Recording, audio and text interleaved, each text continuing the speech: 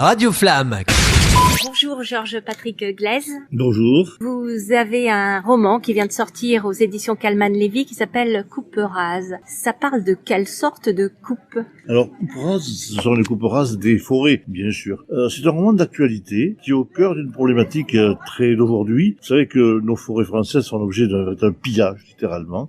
On a découvert ça notamment avec l'histoire de Notre-Dame de Paris. On coupe beaucoup des arbres qui sont livrés à l'exportation du marché chinois, qui nous reviennent sous forme souvent de pénalité. Ces coupes sont faites un peu n'importe comment, au détriment de gens, en fin de compte, qui sont les propriétaires eux-mêmes. Et donc, je suis parti d'une histoire réelle, passée chez moi dans les Pyrénées, où on a coupé 350 chênes centenaires, de manière sans autorisation, bien sûr. Personne n'a rien vu, personne n'a rien entendu. Pourtant, les tronçonneuses ont tourné pendant 1 mois et demi, et il y a eu une omerta terrible. Et l'enquête policière a abouti à inculper un lampin qui a été condamné à 6 mois de prison, mais quand même dérisoire par rapport à ce qu'il y avait. Parce que là, moi, j'ai bâti un roman. Je l'ai délocalisé en Limousin pour que ça soit plus facile à accepter, parce que c'était moins politiquement brûlant, étant donné que derrière, les commanditaires n'ont jamais été inquiétés. Un roman qui se passe, puis là, en Limousin pour la fiction, mais dans le point de départ, C'est un fait réel. Et j'ai découvert à l'occasion qu'il y avait des quantités de coupes rases ici, et que l'exploitation des forêts françaises était vraiment un problème très brûlant, très chaud, et devant lequel l'État, en fait de compte, est assez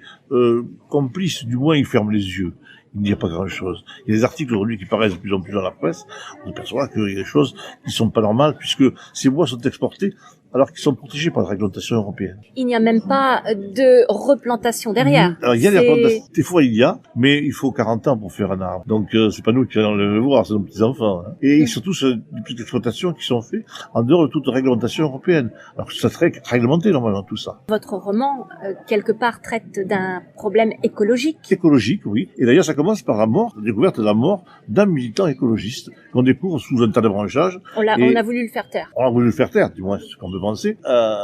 Une fille qui est journaliste à Paris, qui est une femme d'aujourd'hui, elle a 40 ans, elle est divorcée, elle a un grand ado qui lui pose des problèmes, etc. Bon, son rédacteur en chef l'envoie enquêter là-bas en disant, toi qui es du pays, elle va voir un peu ça, tu rapporteras un papier ou deux. Et elle va, et puis elle va tomber dans un nœud de vipère, littéralement, parce qu'elle n'est pas la bienvenue d'abord, bien sûr, tout le monde voudrait qu'elle parte, et il y a une omerta là aussi, des taiseux, chez les gens qui ne parlent pas.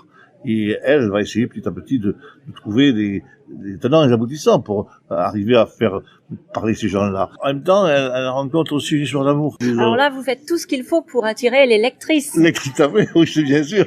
C'est voulu. Une histoire d'amour avec un médecin qui lui aussi a été déçu de la vie. Georges Patrick Glaise, quel est votre parcours? Coupe rase est mon 21e roman. Ah oui. Je suis rentré en littérature il y a plus de 20 ans, d'abord chez Albin Michel, et ensuite je suis passé chez Calman-Lévy, avec Jadine Maland. J'écris donc des romans historiques. On appelle ça le terroir. J'aime pas beaucoup l'appellation de terroir. Disons qu'ils sont dans un terroir, c'est vrai. Ce sont des romans historiques parce que je suis moi-même agrégé d'histoire. Hein. Je suis historien de formation, avec une origine familiale qui est pyrénéenne, un père marin, ce qui est original, et une mère comédienne. Ma mère était comédienne à Toulouse, Midi-Pyrénées, au Grenier de Toulouse. J'ai beaucoup de cinéma, beaucoup de théâtre, etc. Et moi-même, en 5 ans, j'étais sur les planches et je travaillais pour la RTF, Radio-Télévision Française. Mais quel parcours! Alors ça ne m'étonne pas que vous ayez bifurqué vers la littérature en imaginant. Alors finalement, j'imagine, bon, et voilà, c'est la créativité, c'est l'imagination qui travaille. Souvent aux gens, racontez-moi votre histoire, je vous ferai un roman. Des gens qui ont des existences extraordinaires. Donc avec 3 bouts de fil, on fait un tricot. Hein. On va terminer sur beaucoup. Cette belle citation. Merci beaucoup Georges Patrick Glaise. Coupe rase aux éditions Calman-Lévy. Merci. Radio Flamme.